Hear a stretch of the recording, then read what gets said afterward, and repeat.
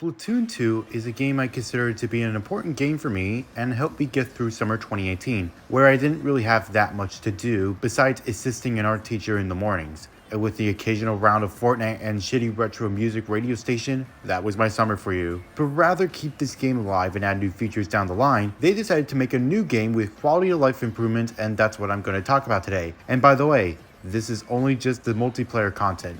No single player campaign for this review.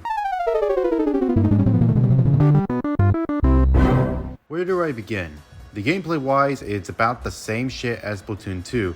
Turf War, ranked battles, but even Salmon Run returns but with new enemies. New weapons are added of course, which you can go to a shop and spend tickets to get some. If there is save data from Splatoon 2 that could potentially cross over to Splatoon 3, you are eligible for 3 tickets that you can get higher level weapons, which I think is a kind of cool perk, but I think it makes the battles imbalanced if I'm gonna be honest. New player stats include customizable name tags with badges you earn through anything with the game considered special with names and shit.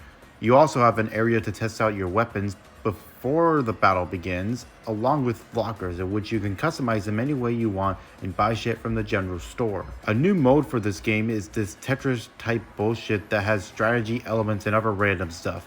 I don't really play this much mode all that too much, but it's fine for what it is. It doesn't really do anything for me. The hub world this time feels more open but can feel lackluster in things to do other than shopping or going to locations. Some major criticisms I have with this game is mostly the series thing, not just the game in particular. This game has new idols and they're just there to explain the stages available when you start the game, and you can't really skip, which I find to be an issue since it's wasting time. Sometimes there's connection issues here and there and it takes way too long to die and before you revive for battles and shit. The game as a whole is good for what it's worth in terms of multiplayer, but for me personally, I didn't give 2 fucks after a while since I don't really play online games often and my playstyle for these games look different than back then. Not that it's a bad thing, but more of a personal thing. Of course, I can do the single player campaign, but I'm not sure if I want to do it or not with the amount of games I have.